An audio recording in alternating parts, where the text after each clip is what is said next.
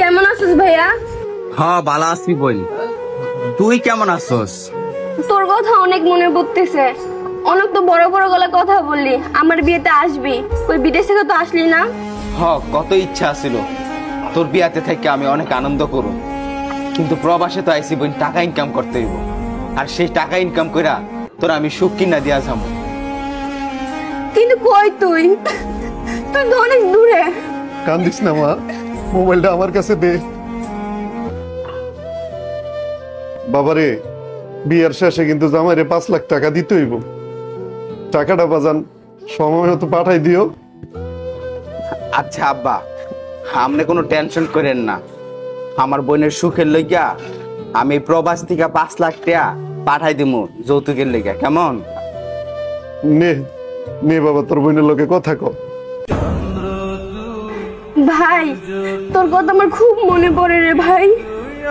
আমারও বোন, তোর কথা অনেক মনে পড়ে।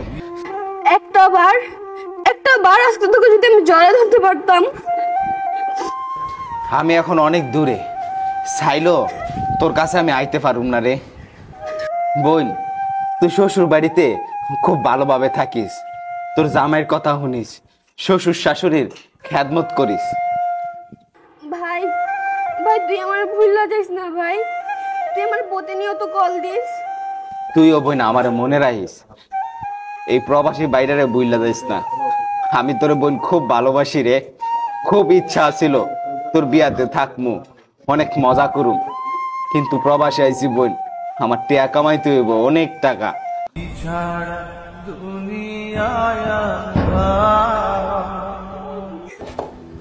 এই বেটা, কলে কথা না কয়ে কাজ কর।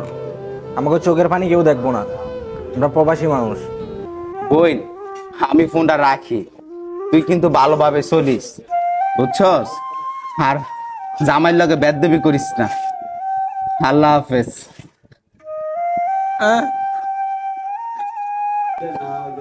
বন্ধু, অনেক ইচ্ছা ছিল রে বোনটার বিয়ার জামু, বোনটারে বিয়া দিমু নিজে দাঁড়ায় থাকা।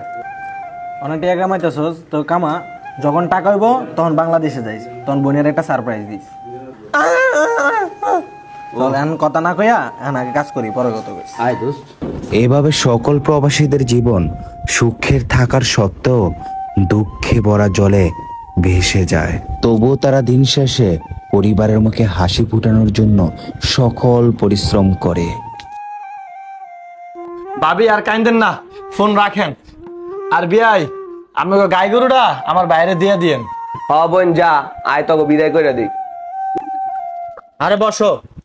শ্বশুর আব্বা শোনেন, 1 সপ্তাহের ভিতরে 5 লাখ টাকা দিবেন। যৌতুকের টাকাটা যেন আমি পাই টু পাই পাই, তা নাহলে কিন্তু আপনার মাই আপনার বাসায় পাঠাই দিব। আর ভাইয়া গাই গরু তো দিবই, কালকের ভিতরে গাই গরু পাঠাই দিবেন। আর যদি যৌতুকের টাকা না দেন, আমি কিন্তু আপনার মায়ের আপনার বাসায় পাঠাই দিব। হ বাবা, সবই দিমু, যা যা কইছি সবই দিমু। আমার ছেলে কইছে টাকা ঠিক মতো পাঠাই দিব, সময় মতো পাঠাই দিব বাবা, চিন্তা করো না, সবই দিমু বাবা। চলো চলো।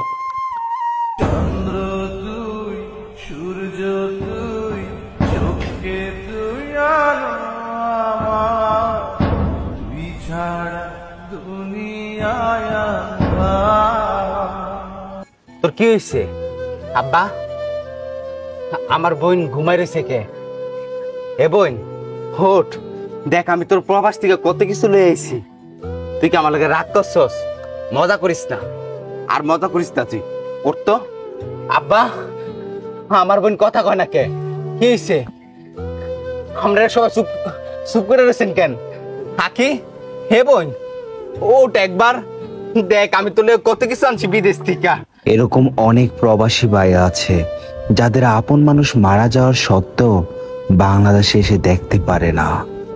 হে মহান রব্বুল আলামিন, তুমি তোমার রহমান নামের উসিলায় প্রবাসী ভাইদেরকে হেফাজতে রেখো, আমিন।